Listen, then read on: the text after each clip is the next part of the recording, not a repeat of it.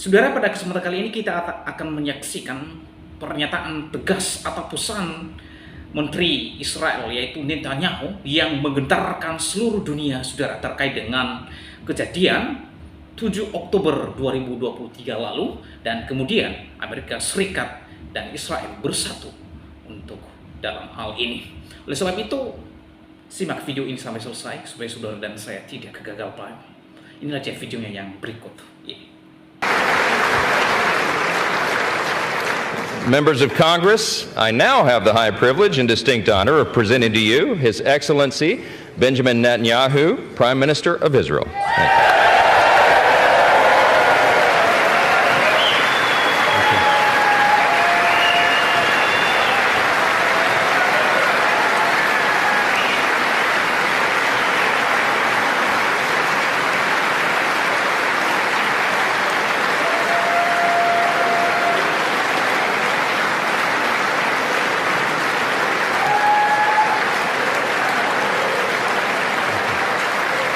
Thank you.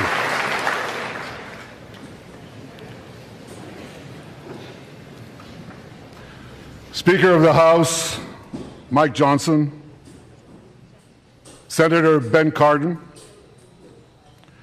Minority Leader Hakeem Jeffries, Senate Majority Leader Chuck Schumer, Senate Minority Leader Mitch McConnell, Senators, Members of Congress, distinguished guests. Mr. Speaker, I want to thank you for giving me the profound honor of addressing this great citadel of democracy for the fourth time.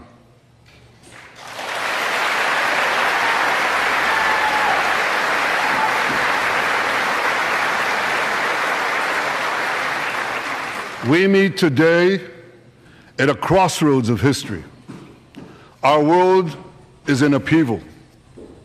In the Middle East, Iran's axis of terror confronts America, Israel, and our Arab friends. This is not a clash of civilizations. It's a clash between barbarism and civilization.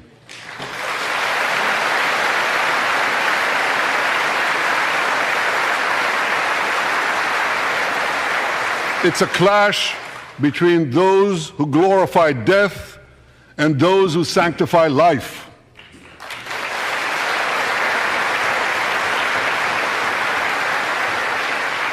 For the forces of civilization to triumph, America and Israel must stand together.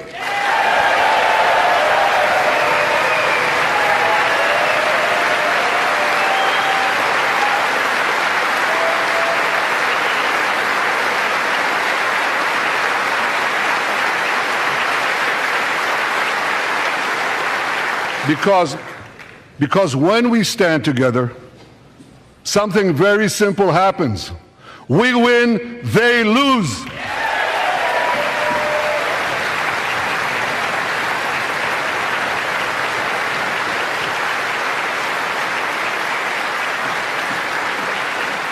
And my friends, I came to assure you today of one thing: we will win.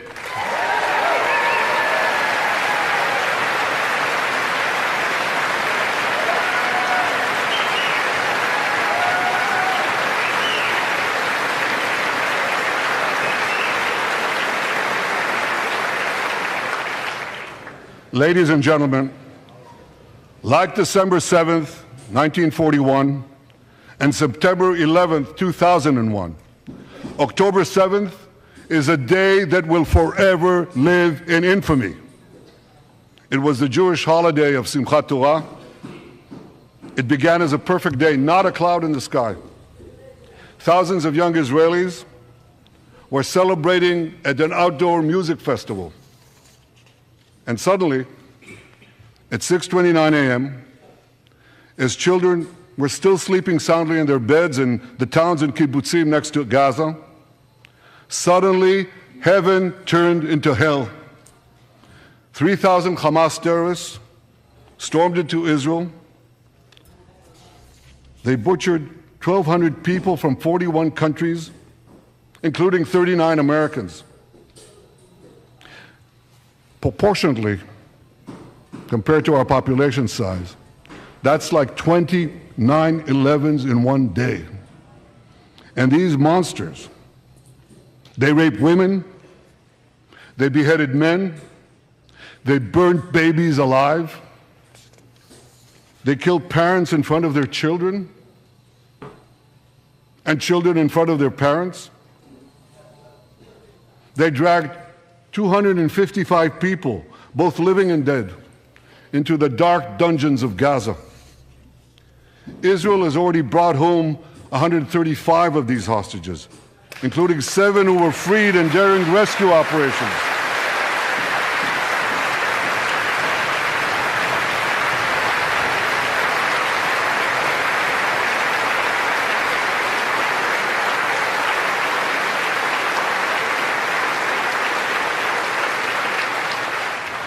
One of those freed hostages, Noor Gamani, is here in the gallery, sitting near my wife Sarah. On the morning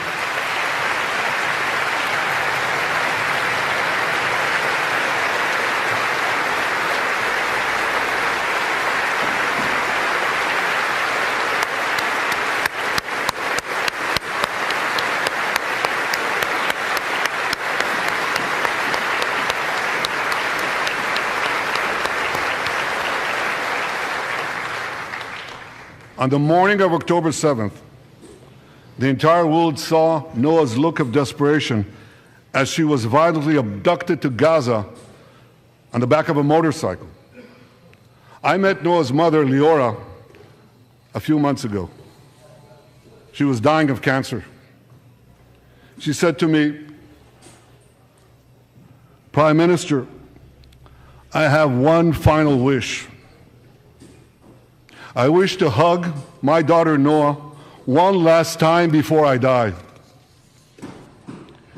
2 months ago, I authorized a breathtaking commando rescue operation. Our special forces, including a heroic officer named Arnon Zmora, who fell in this battle, rescued Noah and 3 other hostages.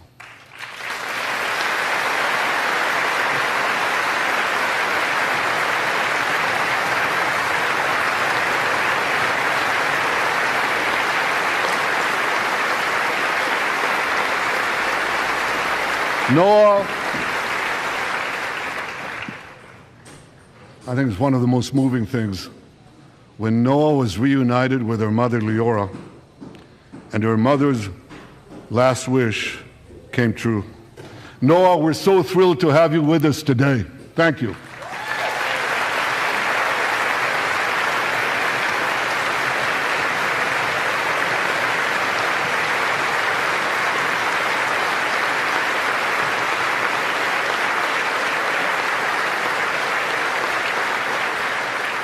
Many hostage families are also here with us today, including Eliyahu Bibas. Eliyahu Bibas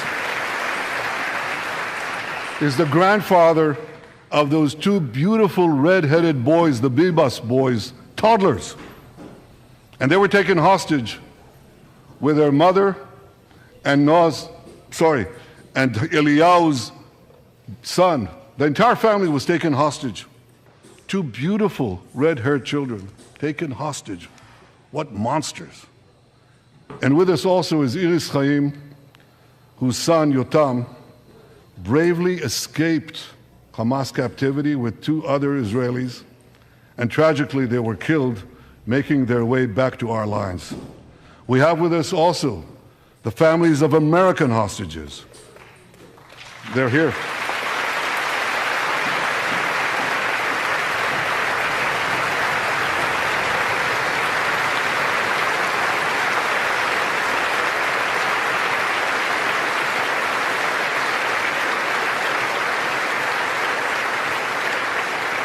The pain these families have endured is beyond words.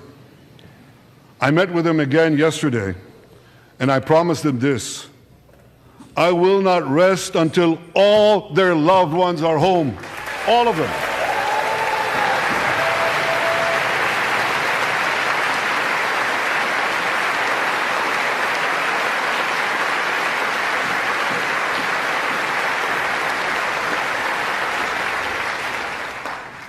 as we speak, we're actively engaged in intensive efforts to secure their release, and I'm confident that these efforts can succeed. Some of them are taking place right now.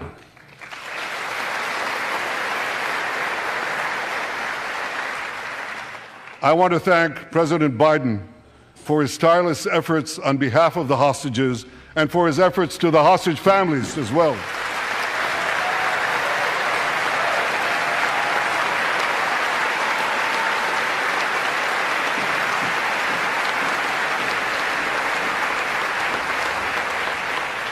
I thank President Biden for his heartfelt support for Israel after the savage attack on October 7th. He rightly called Hamas sheer evil. He dispatched 2 aircraft carriers to the Middle East to deter a wider war. And he came to Israel to stand with us during our darkest hour, a visit that will never be forgotten.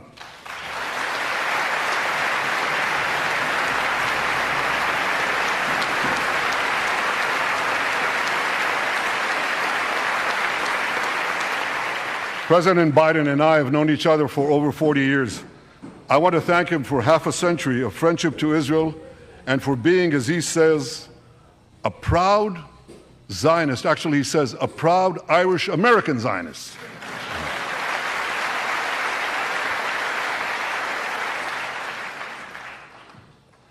My friends, for more than 9 months, Israel's soldiers have shown boundless courage. With us today,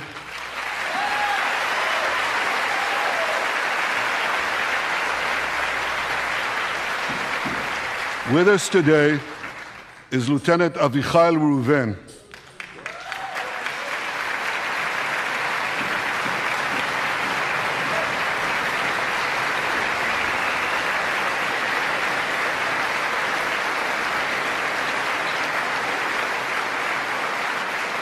Avichai is an officer in the Israeli paratroopers.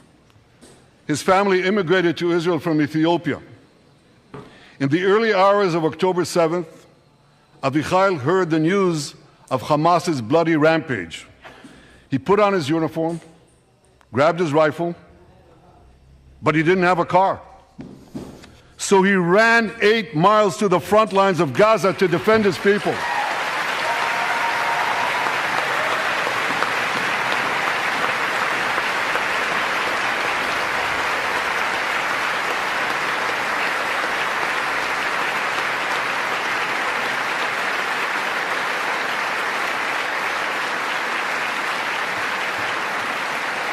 You heard that right. He ran 8 miles, came to the front lines, killed many terrorists, and saved many, many lives. Avichai, we all honor your remarkable heroism. Another Israeli is with us here today, and he's stand up right next to Avichai. This is Master Sergeant Ashraf al-Bakhiri.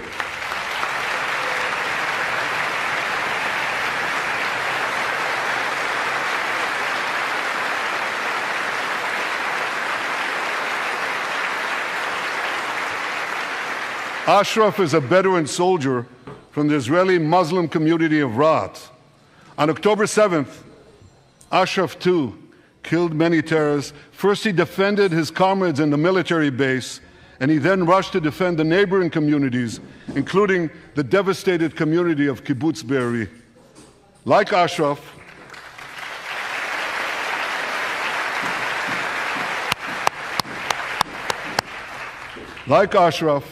the Muslim soldiers of the IDF fought alongside their Jewish, Druze, Christian, and other comrades in arms with tremendous bravery.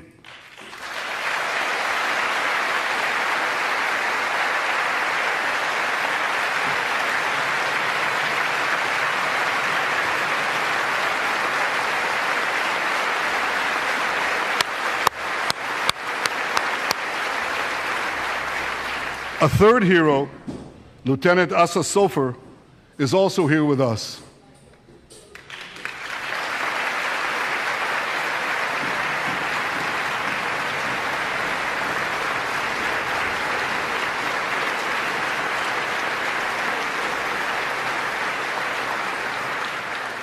Asa fought as an officer in the Tank Corps, and he was wounded in battle.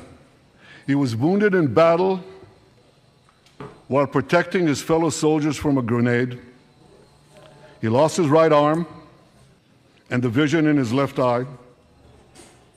He's recovering, and incredibly, within a short time, Asa will soon return to active duty as a commander of a tank company.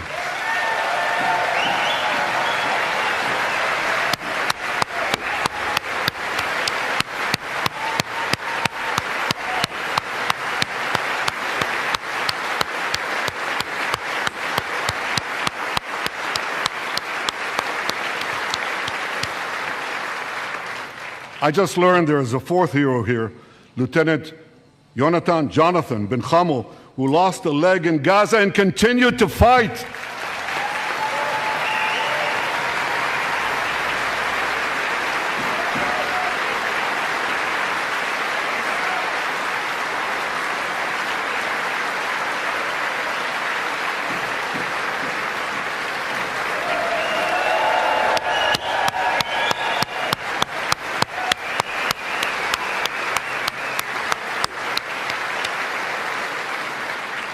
My friends, these are the soldiers of Israel, unbowed, undaunted, unafraid.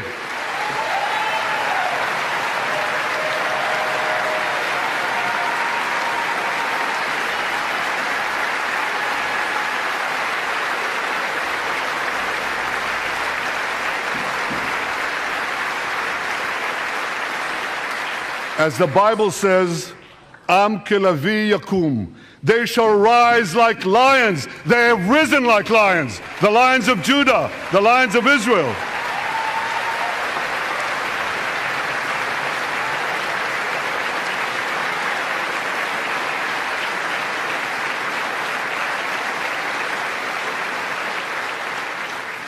Ladies and gentlemen, the men and women of the IDF come from every corner of Israeli society.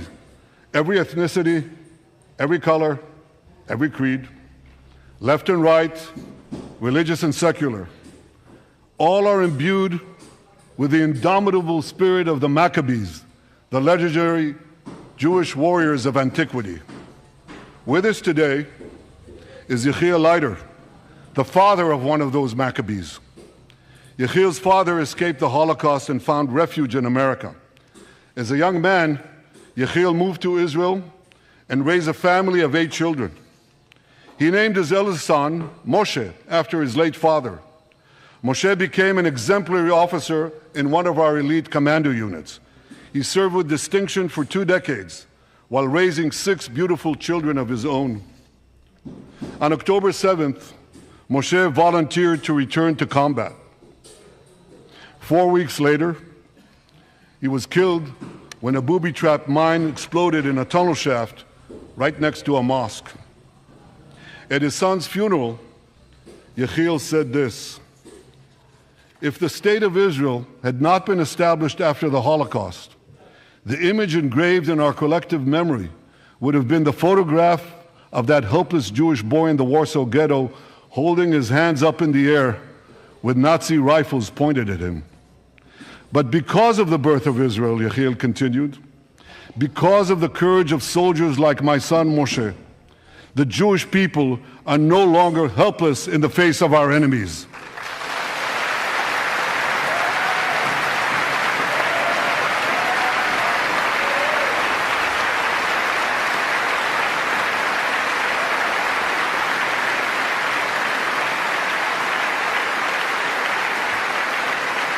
Yechiel, please rise so we can honor your son's sacrifice. And I pledge to you and to all the bereaved families of Israel, some of whom are in this hall today, the sacrifice of your loved ones will not be in vain.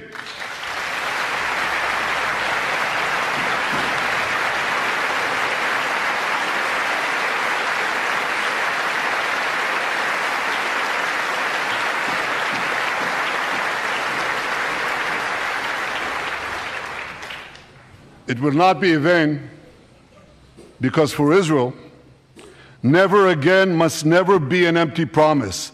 It must always remain a sacred vow. And after October 7th, never again is now.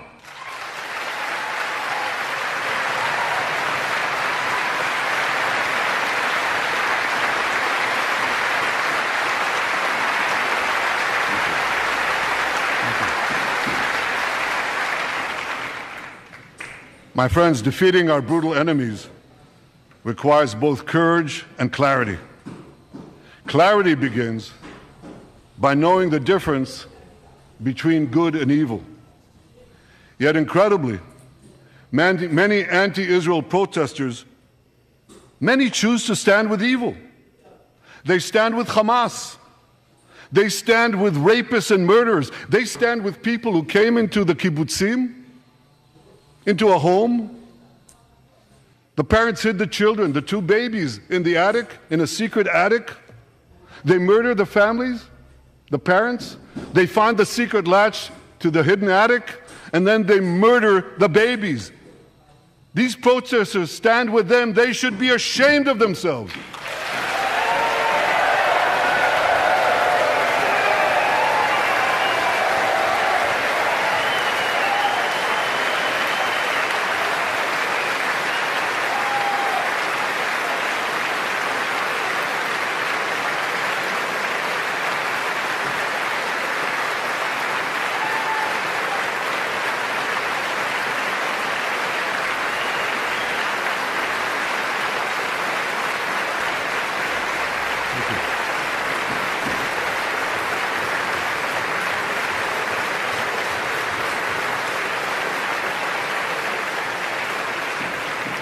They refuse to make the simple distinction between those who target terrorists and those who target civilians, between the democratic state of Israel and the terrorist thugs of Hamas.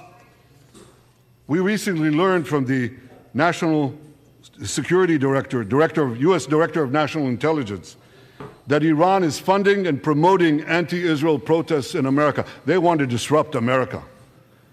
So these protesters burn American flags even on the 4th of July. And I wish to salute the fraternity brothers at the University of North Carolina who protected the American flag against these anti-Israel protesters.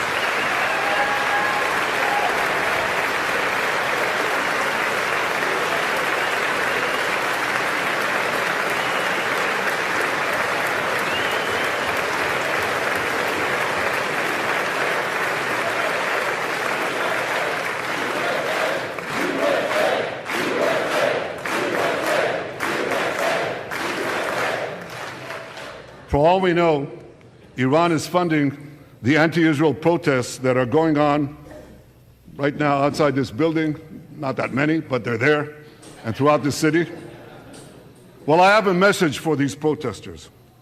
When the tyrants of Tehran, who hang gays from cranes and murder women for not covering their hair, are praising, promoting, and funding you, you have officially become Iran's useful idiots.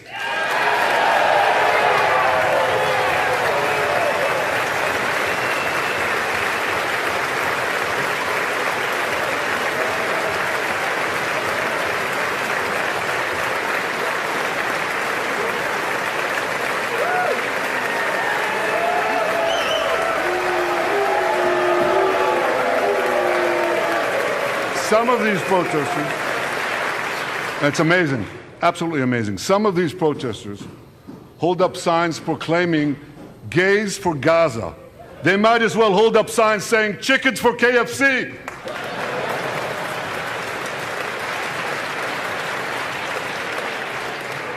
These protesters chant from the river to the sea, but many don't have a clue what river and what sea they're talking about.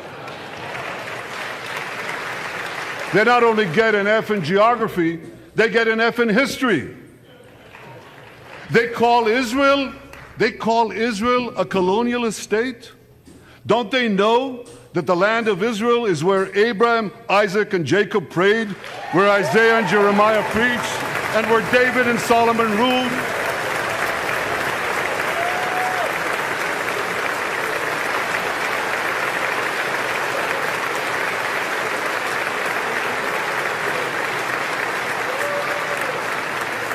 For nearly 4,000 years, the land of Israel has been the homeland of the Jewish people. It's always been our home. It will always be our home.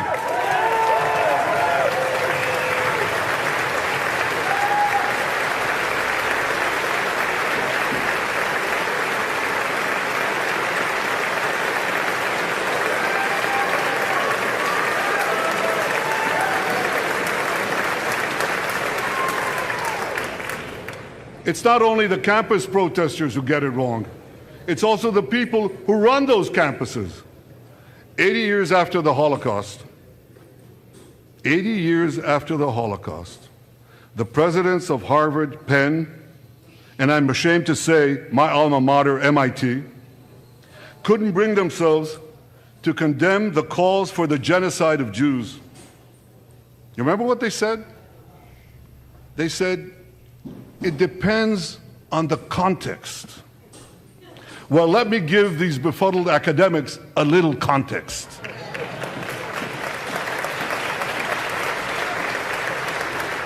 Anti-Semitism is the world's oldest hatred. For centuries, the massacre of Jews was always preceded by wild accusations.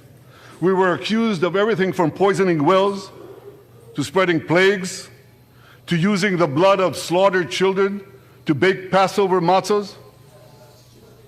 These preposterous anti-Semitic lies led to persecution, mass murder, and ultimately to history's worst genocide, the Holocaust. Now, just as malicious lies were leveled for centuries at the Jewish people, malicious lies are now being leveled at the Jewish state. No, don't applaud. Listen. The outrageous slanders that paint Israel as racist and genocidal are meant to delegitimize Israel, to demonize the Jewish state, and to demonize Jews everywhere. And no wonder we've witnessed an appalling rise of anti-Semitism in America and around the world. My friends, whenever and wherever we see the scourge of anti-Semitism, we must unequivocally condemn it and resolutely fight it, without exception.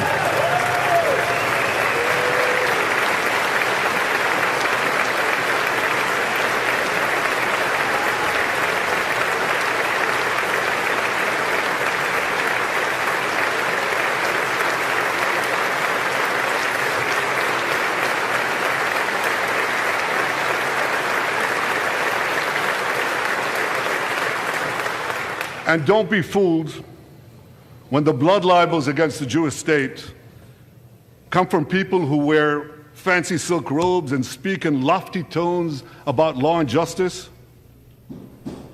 Here's a case in point. The prosecutor of the International Criminal Court has shamefully accused Israel of deliberately starving the people of Gaza. This is utter, complete nonsense. It's a complete fabrication.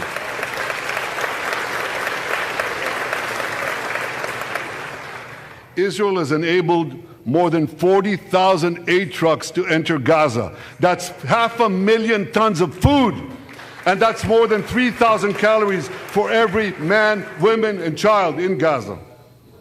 If there are Palestinians in Gaza who aren't getting enough food, it's not because Israel is blocking it, it's because Hamas is stealing it.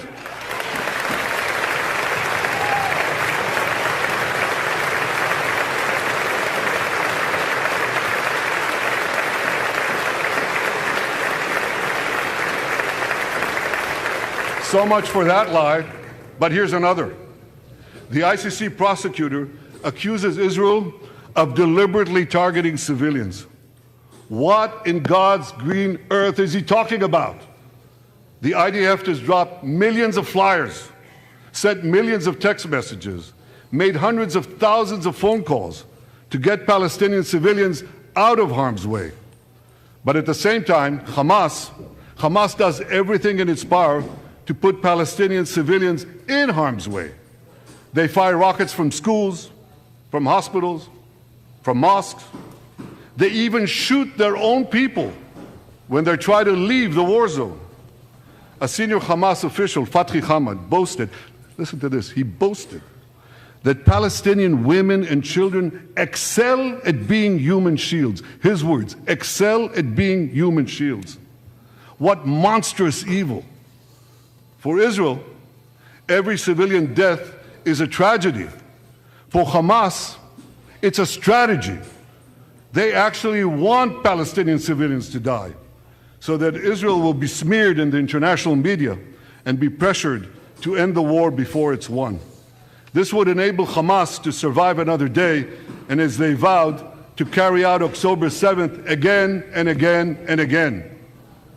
Well, I want to assure you, no matter what pressure is brought to bear, I will never allow that to happen.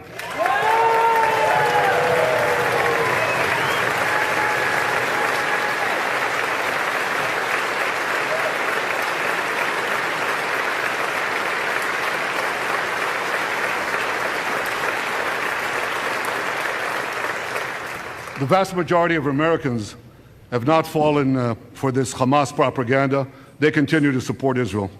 And I want to say thank you, America, and thank you, senators and House members who continue to support us, continue to support Israel, continue to support the truth, and see through the lies.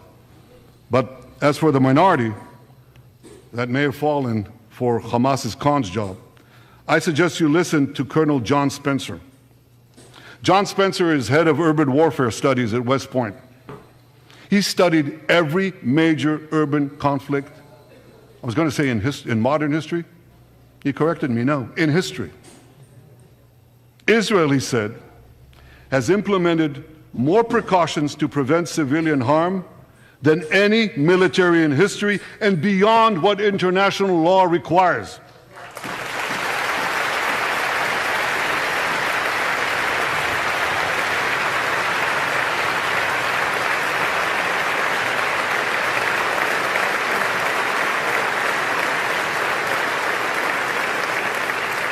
That's why, despite all the lies you've heard, the war in Gaza has one of the lowest ratios of combatants to non-combatants casualties in the history of urban warfare. And you want to know where it's lowest in Gaza? It's lowest in Rafah. In Rafah. Remember what so many people said? If Israel goes into Rafah, there'll be thousands, maybe even tens of thousands of civilians killed. Well, last week, I went into Rafah. I visited our troops as they finished fighting Hamas's remaining terrorist battalions. I asked the commander there, how many terrorists did you take out in Rafah? He gave me an exact number, 1,203. I asked him, how many civilians were killed? He said, Prime Minister, practically none, with the exception of a single incident where shrapnel from a bomb hit a Hamas weapons depot and unintentionally killed 24 people. The answer is practically none. You want to know why? Because Israel got the civilians out of harm's way, something people said we could never do, but we did it.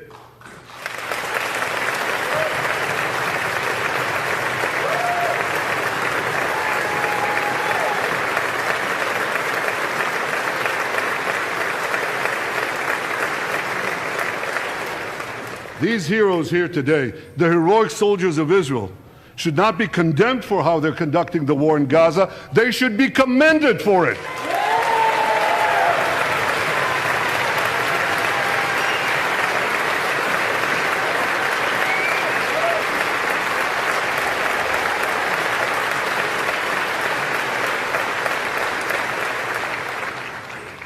I want to thank all of you here today who forcefully opposed the false accusations of the ICC and stood up for the truth.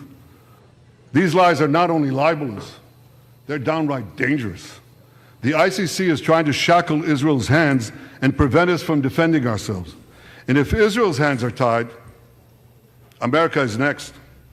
And I'll tell you what else is next. The ability of all democracies to fight terrorism will be imperiled. That's what's on the line. So let me assure you, the hands of the Jewish state will never be shackled. Israel will always defend itself.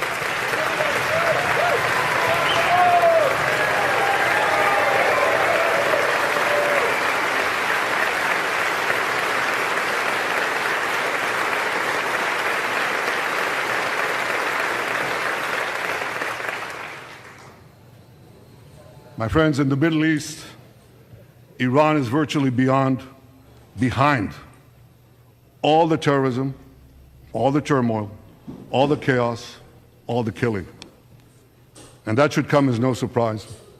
When he founded the Islamic Republic, Ayatollah Khomeini pledged, "We will export our revolution to the entire world." We will export the Islamic revolution to the entire world. Now ask yourself, which country ultimately stands in the way of Iran's maniacal plans to impose radical Islam on the world? And the answer is clear. It's America, the guardian of Western civilization and the world's greatest power.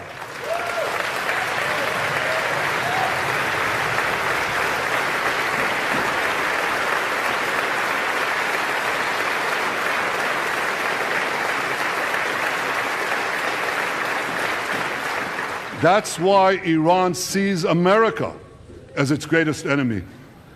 Last month, we heard a revealing comment, ostensibly about the war in Gaza, but about something else. It came from the foreign minister of Iran's proxy, Hezbollah, and he said this: "This is not a war with Israel. Israel," he said, "is merely a tool. The main war, the real war, is with America."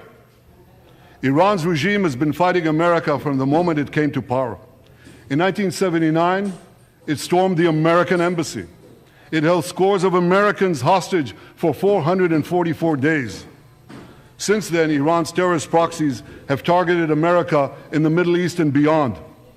In Beirut, they killed 241 U.S. servicemen. In Africa, they bombed American embassies.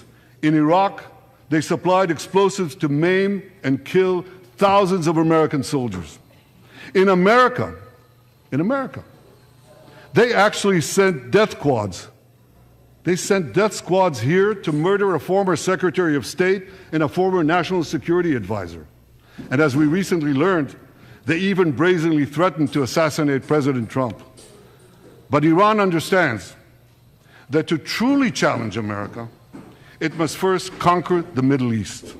And for this, it uses its many proxies, including the Houthis, Hezbollah, and Hamas. Yet in the heart of the Middle East, standing in Iran's way, is one proud pro-American democracy, my country, the State of Israel.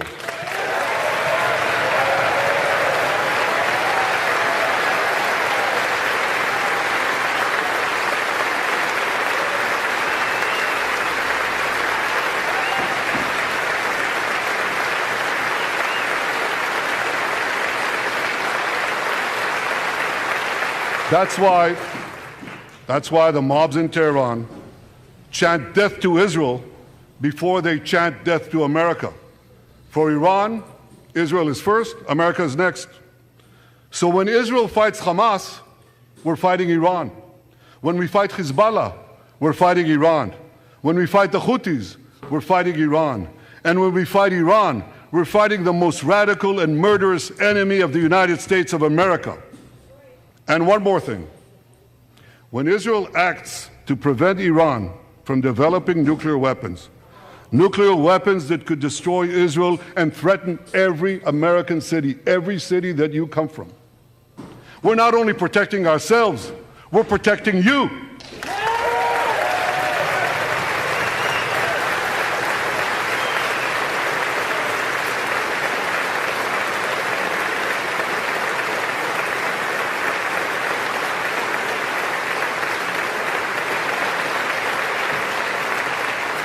My friends, if you remember one thing from the speech, remember this: our enemies are your enemies.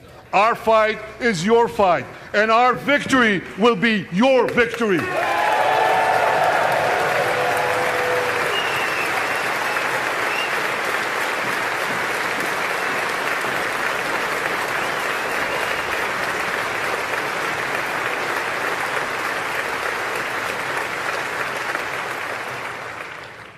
Ladies and gentlemen, that victory is in sight. Israel's defeat of Hamas will be a powerful blow to Iran's axis of terror. Another part of that axis, Hezbollah, attacked Israel on October 8th, a day after the Hamas attack.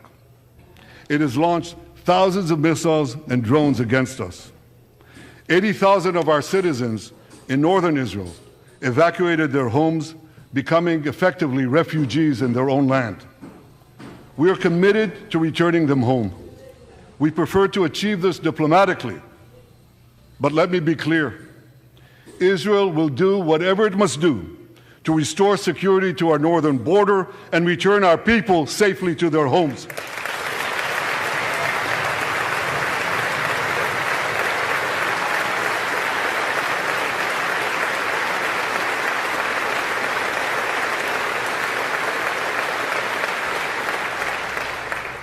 Last Friday, a third Iranian proxy, the Houthis, attacked Tel Aviv with a deadly drone. It exploded a few hundred feet from the American consulate, killing one person and injuring 9. On Saturday, I authorized a swift response to that attack. All our enemies should know this. Those who attack Israel will pay a very heavy price. And as we defend ourselves,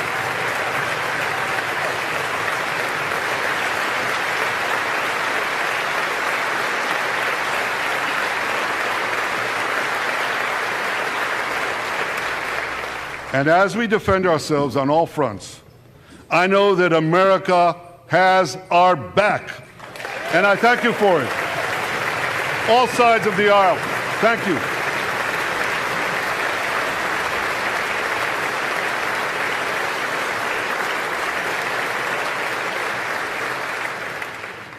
My friends, for decades, America has provided Israel with generous military assistance, and a grateful Israel has provided America with critical intelligence that saved many lives.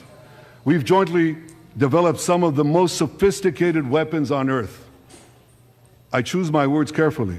We've jointly developed some of the most sophisticated weapons on earth that help protect both our countries.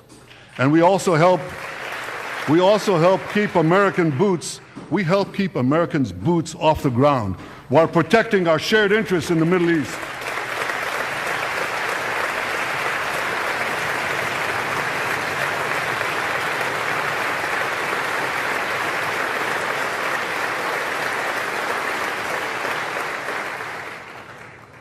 I deeply appreciate America's support, including in this current war. But this is an exceptional moment. Fast-tracking U.S. military aid can dramatically expedite an end to the war in Gaza and help prevent a broader war in the Middle East. In World War II, as Britain fought on the front lines of civilization, Winston Churchill appealed to Americans with these famous words: "Give us the tools and we'll finish the job." Today, as Israel fights on the front line of civilization, I too appeal to America. Give us the tools faster and we'll finish the job faster.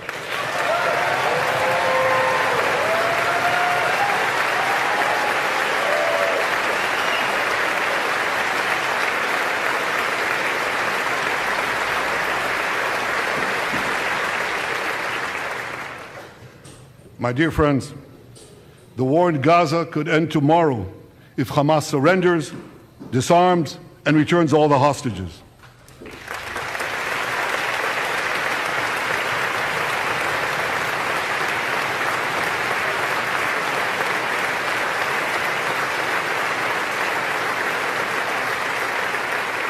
But if they don't, Israel will fight until we destroy Hamas's military capabilities, end its rule in Gaza, and bring all our hostages home.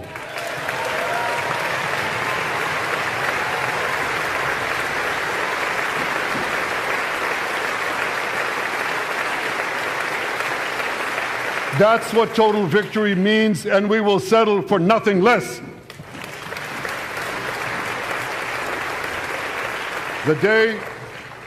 The day after we defeat Hamas, a new Gaza can emerge. My vision for that day is of a demilitarized and de-radicalized Gaza. Israel does not seek to resettle Gaza, but for the foreseeable future, We must retain overriding security control there to prevent the resurgence of terror, to ensure that Gaza never again poses a threat to Israel.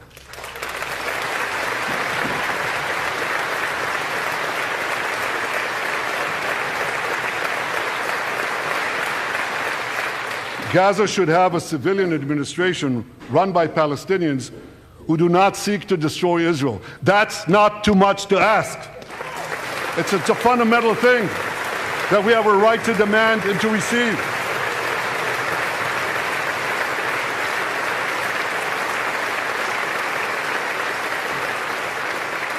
A new generation of Palestinians must no longer be taught to hate Jews, but rather to live in peace with us.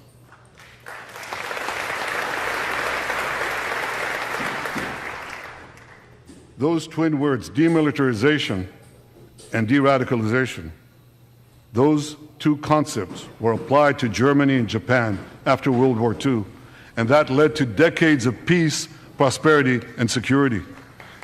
Following our victory, with the help of regional partners, the demilitarization and de-radicalization of Gaza can also lead to a future of security, prosperity, and peace. That's my vision for Gaza.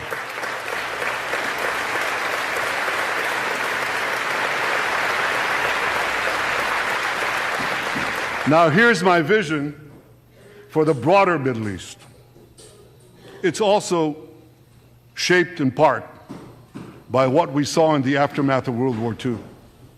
After that war, America forged a security alliance in Europe to counter the growing Soviet threat. Likewise, America and Israel today can forge a security alliance in the Middle East to counter the growing Iranian threat. All countries that are at peace with Israel and all those countries who will make peace with Israel should be invited to join this alliance. We saw a glimpse of that potential alliance on April 14th. Led by the United States, more than half a dozen nations worked alongside Israel to help neutralize hundreds of missiles and drones launched by Iran against us. Thank you, President Biden, for bringing that coalition together.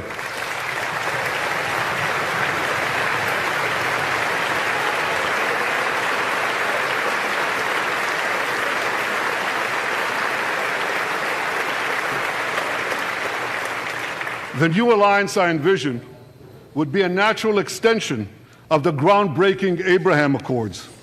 Those accords saw peace forged between Israel and 4 Arab countries, and they were supported by Republicans and Democrats alike. We could call, I have a name for this new alliance. I think we should call it the Abraham Alliance.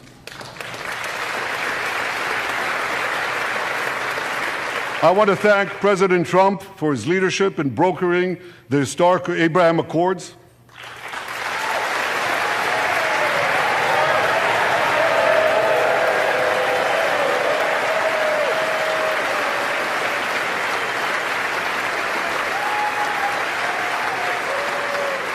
Like Americans, Israelis were relieved that President Trump emerged safe and sound from that dastardly attack on him, dastardly attack on American democracy. There is no room for political violence in democracies.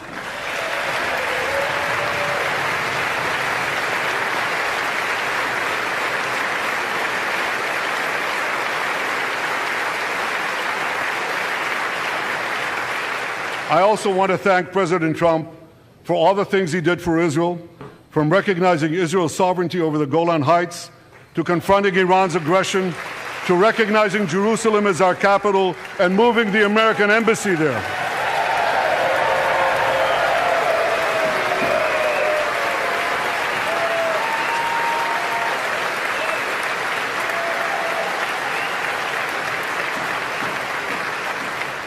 That's Jerusalem, our eternal capital, never to be divided again.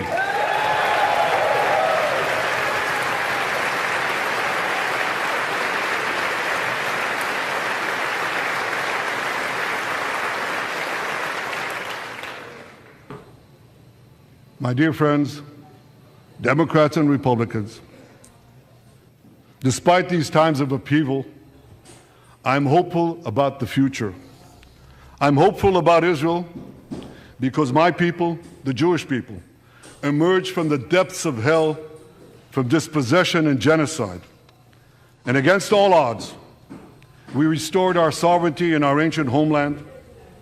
We built a powerful and vibrant democracy, a democracy that pushes the boundaries of innovation for the betterment of all humanity. I'm hopeful about America because I'm hopeful about Americans. I know how much the people of this country have sacrificed to defend freedom. America will continue to be a force for light and good in a dark and dangerous world. For free peoples everywhere, America remains the beacon of liberty its extraordinary founders envisioned back in 1776.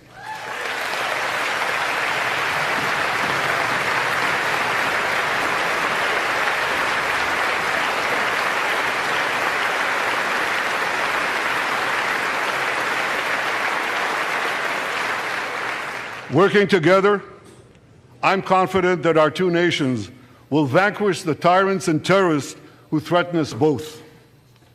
As Israel's Prime Minister, I promise you this: no matter how long it takes, no matter how difficult the road ahead, Israel will not relent, Israel will not bend.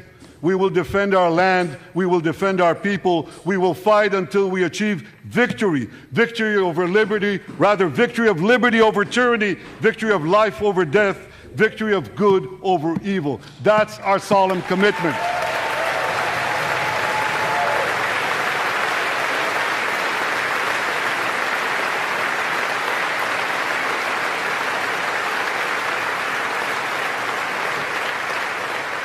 And we will continue to work with the United States and our Arab partners to transform a troubled region from a backwater of repression, poverty, and war into a thriving oasis of dignity, prosperity, and peace. In this noble mission, as in many others, Israel will always remain America's indispensable ally. Through thick and thin,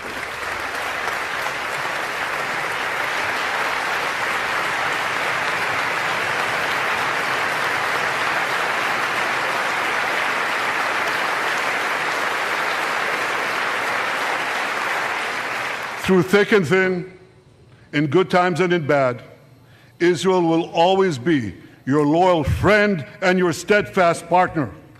On behalf of the people of Israel, I came here today to say thank you, America.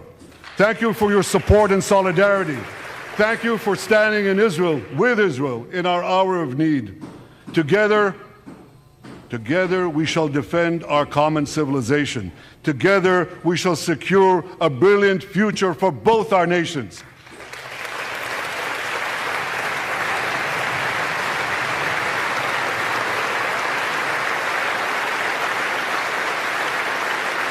May God bless Israel, may God bless America, and may God bless the great alliance between Israel and America forever.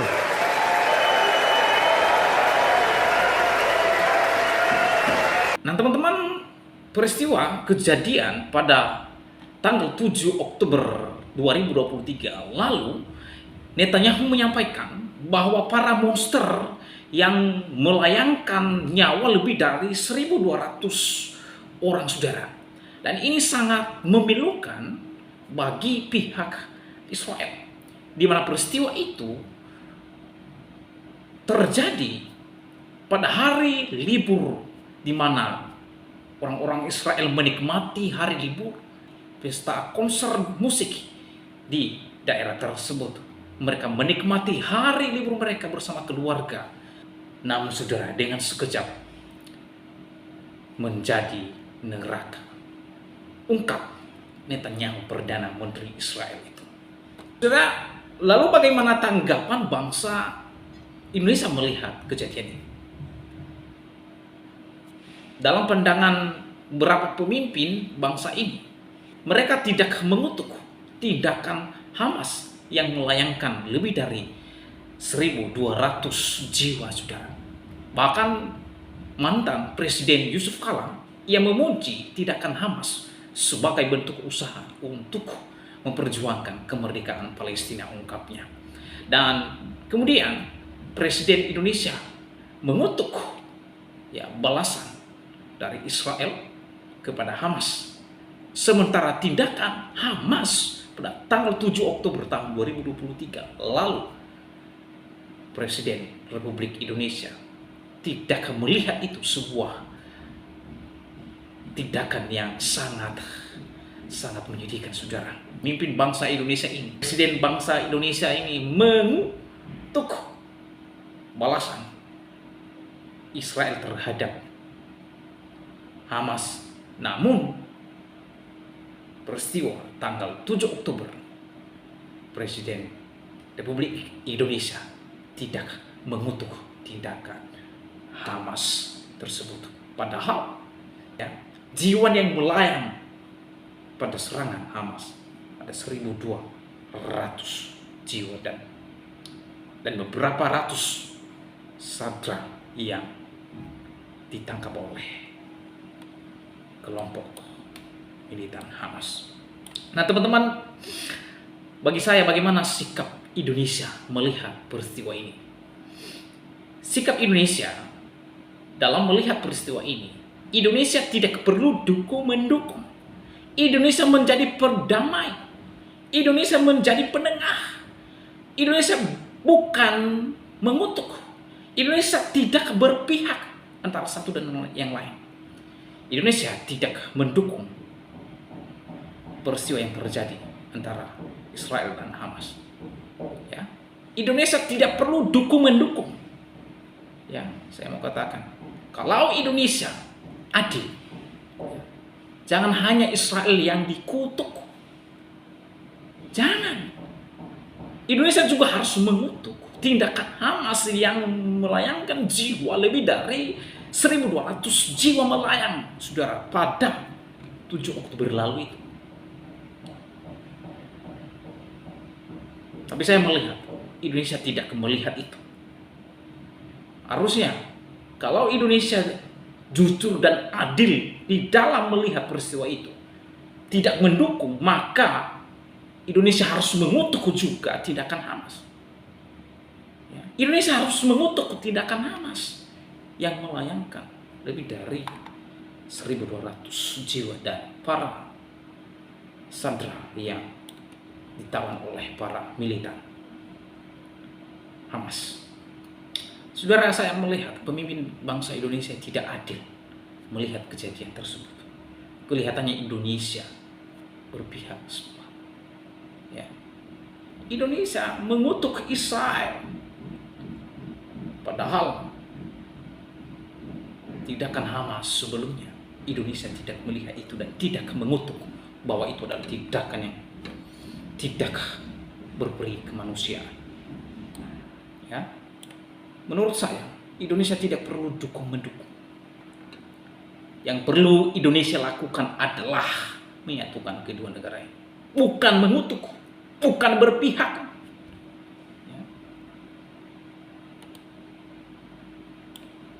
Tapi saya melihat apa yang dilakukan oleh bangsa Indonesia terhadap kedua negara ini. Pemimpin bangsa Indonesia lebih mengutuk Israel, sementara serangan Hamas mereka tidak melihat itu. Lalu jiwa yang melayang 1.200 lebih itu, bagaimana pemimpin Indonesia melihat itu? Saudara, saya sarankan kepada pemimpin bangsa Indonesia untuk melihat video ini dan menontonnya, supaya saudara dan saya sadar apa yang terjadi di sana. Di sini saya tidak dukung-mendukung, saya tidak mendukung apa yang dilakukan oleh Zionis Israel, dan saya tidak juga mendukung apa yang dilakukan oleh Hamas. Kalau saya ditanya kamu di pihak mana, saya tidak berpihak, saya di tengah-tengah mereka. Oleh sebab itu saudara, kiranya video ini ditonton oleh Presiden Republik Indonesia dan para pemimpin bangsa ini untuk melihat lebih jelas dan memikirkan keputusan apa yang mereka putuskan sebelum diputuskan, saudara. Dan kiranya tidak akan bangsa Indonesia terhadap kedua negara ini berdampak menjadi satu, sehingga kedua negara ini tidak ada lagi nyawa berjatuhan oleh karena peristiwa yang terjadi. Demikianlah video saya kali ini, sampai bertemu di video saya selanjutnya. Tuhan Yesus memberkati kita semua. Shalom.